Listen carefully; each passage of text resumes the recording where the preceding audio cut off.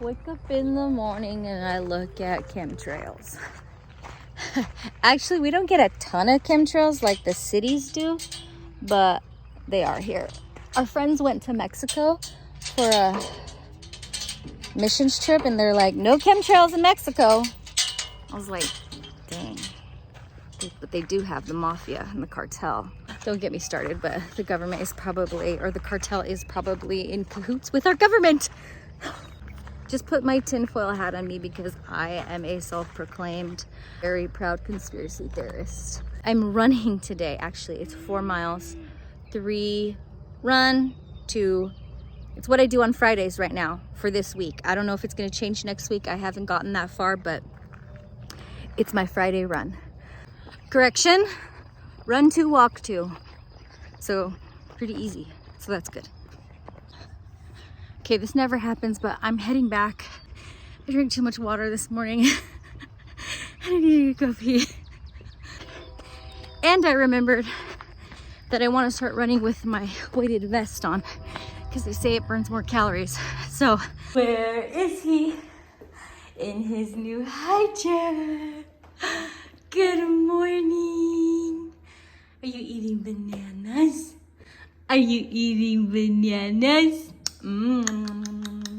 Okay, ready to go. Got my hat, then I have my vest that adds some weight so that I can burn more calories. I'm only at like half a mile, 3.5 miles to go. And I got my posse with me. My posse, the crew. Y'all can't come, okay? You gotta stay here. You gotta stay here, okay? All right, I'm gonna resume I'm only at half a mile, so I'm gonna resume my timer. I'm debating on whether I should do another route. No, we're gonna stick to the route. All right, ready, resume. I'm gonna share something that's gonna be TMI. So for probably women's ears only, so fast forward if you don't wanna hear this part. But I'm gonna talk about, okay, I've been running for 4 weeks, almost 5 weeks. And I noticed, because I'm on my cycle right now, that it's way lighter. Way lighter. Even though yesterday I was kind of achy and pretty heavy, but literally today, it's like, this would not be the case. Usually, it would still kind of be like that today. And I was even thinking, gosh, I'm gonna walk tomorrow because cramps and my back and my legs. But nope, I feel great. I feel great. I'm so excited. I love it. Okay, of course, with any and every journey, there are ebbs and flows. Sometimes you're gonna feel great, like right now. And then sometimes you're gonna feel really, really bad, like I did 2 days ago with my legs. Couldn't even climb my stairs. But what you have to do is you just have to push through those low points and embrace the high points. So I know I'm not where I want to be, and I haven't hit my goal, but the beauty is in the process. The beauty is in the process. And with everything happening in our lives, financially and spiritually and physically and everything, I have to remind myself, the beauty is in the journey. This is what he wants. This is what it's about. How are you going to act and react in the valleys? How are you still going to praise him? Are you still going to worship him in the valleys? Are you still going to keep your faith and not lose your faith in the valleys? Because the high point is coming, like that mountain is coming, and it's not going to be, you don't camp there forever. We don't camp on the mountains forever. We climb them, we descend. It's a journey. There are ebbs and flows, glory to glory. And right now, I feel great, and I'm thankful for what God is doing. And in another part and aspect and facet of my life, I am in a valley. In this physical part, I'm on a mountain, but financially and like everything with our house and with job and everything is a valley. And we've been here for a while, and there are points where I've totally just where are you? You have forsaken me. Why? What did I do? And I felt like it was something that I did and that I was doing, and where it's not like that. Fathers correct those that they love, and fathers only correct their children, their sons and their daughters. And so I'm a daughter of the King. He is my father, and he corrects us, he teaches us. They teach and refine us. That's what parents do. That's what good fathers do. They bring you back in line in love. They teach you. They allow you to go through things so you can learn and be a better and stronger person at the end of the day. So that's what I'm able to see right now. Sometimes all you could see is your pain, but when you focus on the road ahead of you, and you don't focus on your pain, you focus on advancing, it's going to be a much easier journey. You keep your eyes fixed on the Lamb. Behold the Lamb. Behold the Lamb. Just keep your eyes fixed on him. That is going to be your prize. That is going to be your reward. So don't stop. Don't get tired, and don't grow weary in doing good. Keep pursuing the kingdom. Remember that you're a child of God. He only teaches and corrects his children.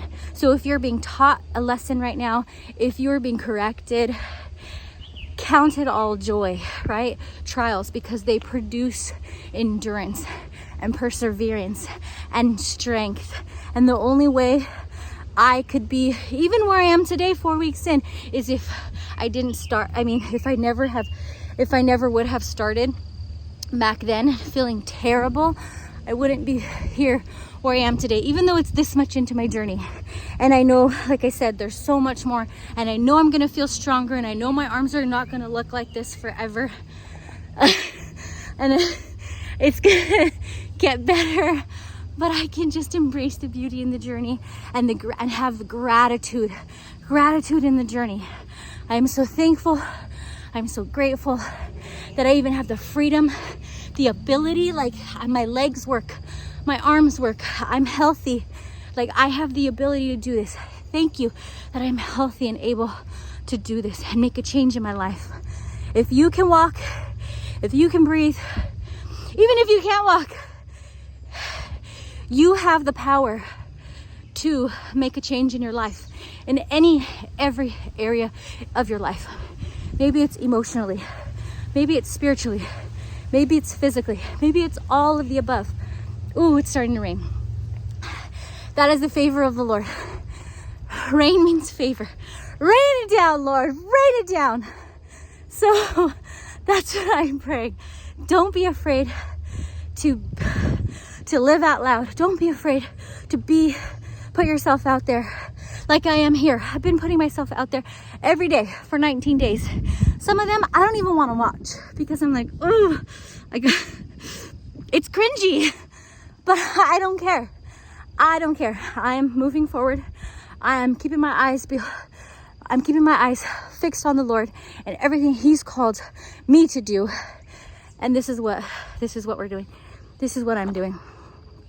And I'm so thankful that I started. All right, there have been 2 dogs that have barked at me, and I don't want to run by their house.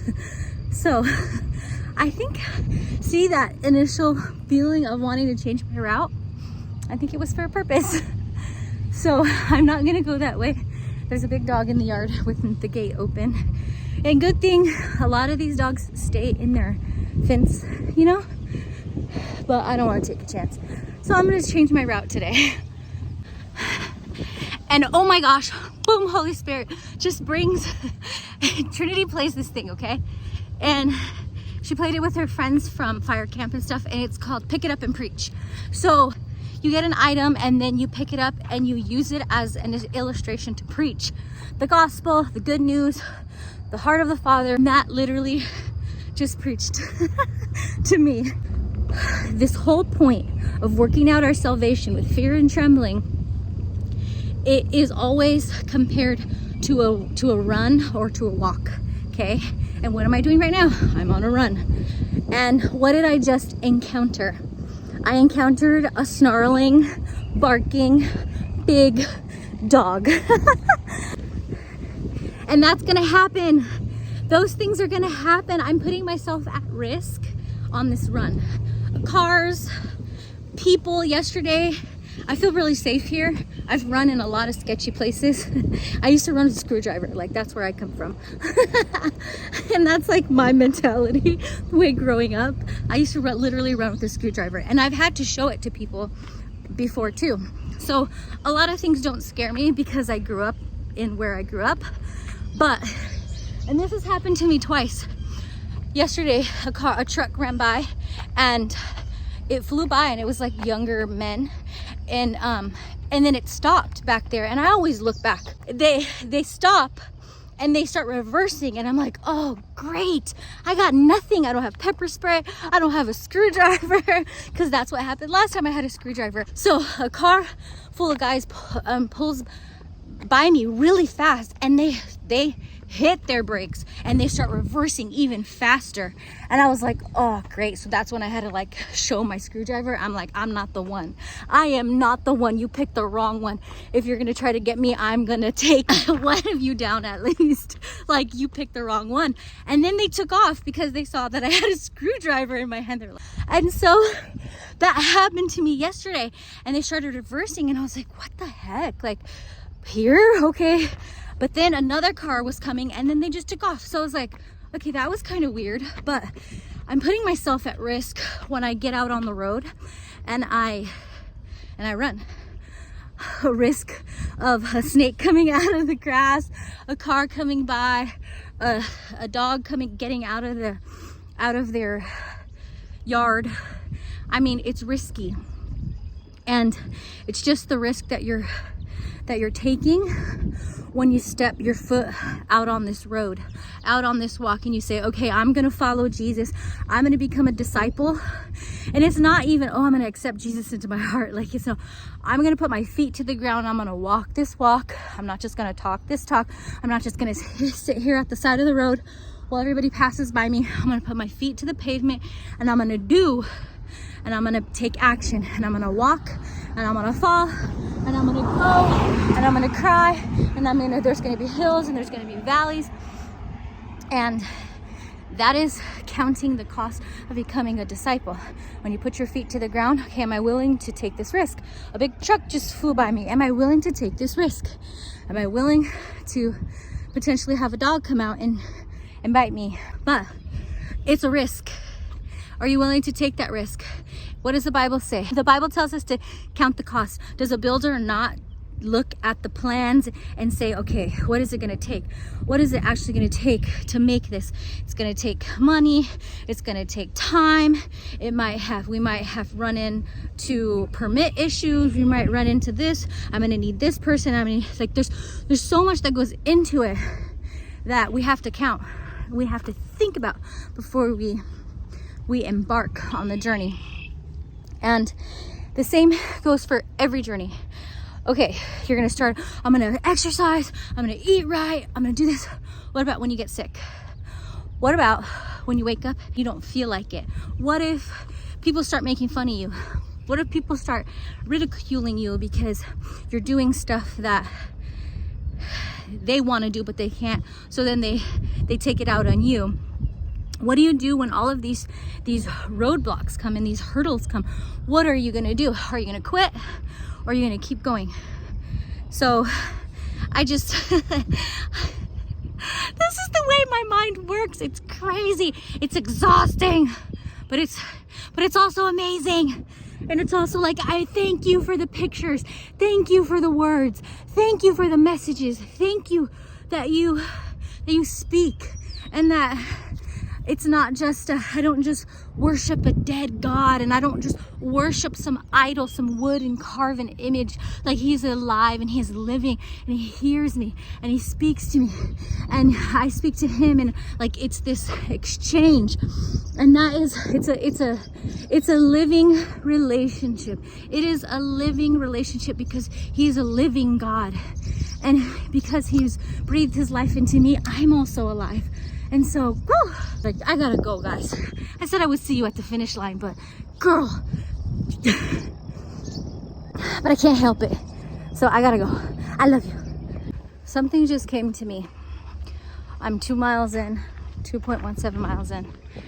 Something just came to me. I've had a couple of women reach out to me about what I'm doing and like saying that they wish they could do the same thing or want to do the same thing. And I encourage them, of course, to do it. But the thing, a lot of people don't want to put themselves, or just don't have the desire to put themselves out there on social media like I'm doing, or like on YouTube like I'm doing. So I suggested just make the vlogs, but don't post them. Make them so that you feel like, oh, I have to do this because I'm making the vlog or I'm recording what I'm doing every day, but don't post them to anybody. But then it's easy to be not disciplined with yourself. So I was thinking, what if we did a challenge or something, like a 7-day challenge or even longer? But you know, baby steps. If women want to start something new, we could all be like together in like, I don't know, a group or a text thread or a group chat or like a Signal or WhatsApp or something like that. And then you post what you're doing and if you did it, like what you're committing to, everybody what they're committing to for this next 7 days, 21 days, 31 days, I don't know. And then being accountable in that place. Like, okay, it's you record yourself, you vlog, but you don't have to post it. But you can like send it to me. And like, I don't even have to watch it. But if you're okay with like one person watching it, or just a small group of women watching it, or just even recording, this is what my plan is, recording yourself at the end of the night. I did this, and this. And at that point, you're accountable to yourself and to the group. If you lie to the group, you're basically just cheating yourself. But I don't know, it just hit me right now. That could help. I think that could help a lot of people, because this might be too big of a leap and too big of a step to take. But I'm gonna turn around. But if we had like a smaller group and it was like just women, let me know what you think in the comments, or you can like personal message or text me if you have my number, because I know a lot of women, especially at the ripe age, middle age that we are, a lot of us are, that are like, it's now or never. Like I said before, it's now or never. You're not getting younger, you're not getting skinnier, you're not getting, you know, more energy, just doing nothing. You have to make a difference now, or it's never gonna happen, because time's running out. So let me know what you think in the comments, and let's talk about it. Hi, babito. Hello, baba. Okay, we'll probably go too, but I gotta finish. Almost done. Last half mile. Marley's gonna go check out yard sales. It's like yard sale weekend in our town, so I might go out. I have so much to do today. We have friends coming over for dinner. I have a lot of stuff to do before dinner tonight. And look at these fresh chemtrails. What the heck? What the heck? America right over us. Boo. Took me a while, so I was talking a lot, but I'm done. Darn cat ran inside again. Where are you? There's no food for you there. Washing time. I already have a load in there. Gotta get that out. This load, and that's it. Yes. And it's 9 o'clock. Just eating some cottage cheese and mango. I'm gonna make myself a protein and collagen shake. Put some frozen berries in there, some almond butter, some raw milk. It's actually really good. I'm gonna take some to my husband. Special delivery. It's very good. How do you like it? Oh, that's good. It's really good, huh? Oh, yeah. Full fat, Jersey, raw milk. So good. It's so hot upstairs. It's so hot upstairs. I've been up there doing laundry, folding, helping give spelling tests, and cleaning upstairs. It's done. I was gonna take a little power nap and put 30 minutes on the clock and get this second floor done. It's not bad, it just needs to be cleaned. I have ants, literally a trail of ants all in this living room. But I think I'm gonna do 7 minutes of a power nap and I'm gonna see how that makes me feel, and then I'm gonna get moving. I don't wanna push through because it's 11:52. Who do you have? We have to make sure you're doing your stuff too, Cubbo. Rocky. Rocky looks like a legit stuffed animal. All right, 7 minutes on the clock. I'm gonna see how it makes me feel. Usually power naps really do help me. I'm just a little tired, so power nap. 7 minutes. Oh, time to get up and clean. Let's see if I can actually do this in 30 minutes. All done with the living room. Now I'm gonna move into the kitchen. I got about 13 minutes left. Kaylin's gonna go milk in the heat of the day. Daddy's having lunch, Cubby's doing dishes. We're almost done in here. I think I got 1 minute on my 30-minute clock and we're almost there. Timer went off. This is where we are. I just need to vacuum the floors and wipe the counters down. Now I'm making bread. I'm making challah. She crazy. Aw, Cubby, can you take off my watch, please? Thanks, Cubbo.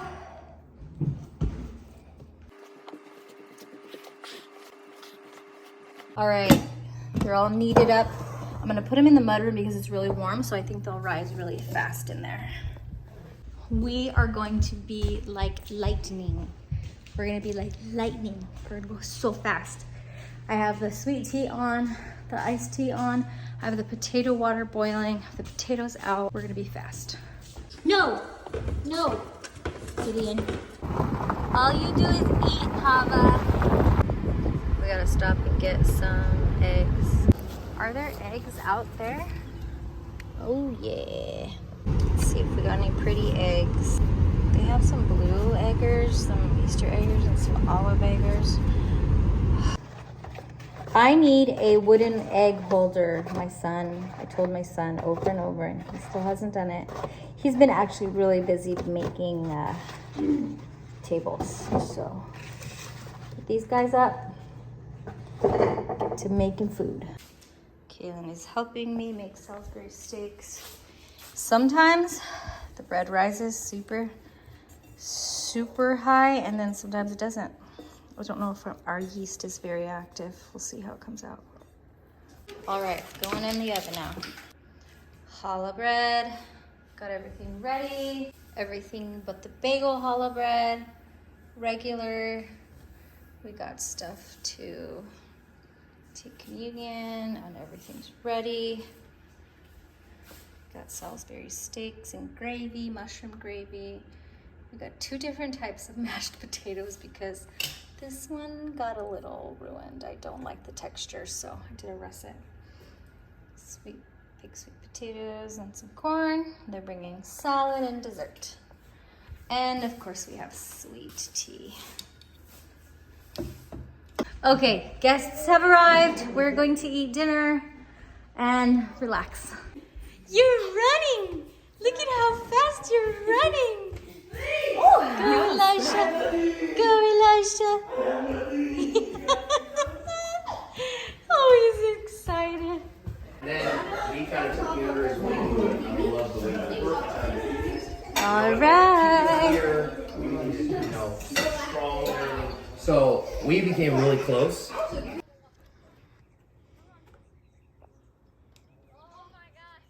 Oh my goodness. You want Lola? You can name her Tara. Kara? I got her. Kara? Yeah. So cute.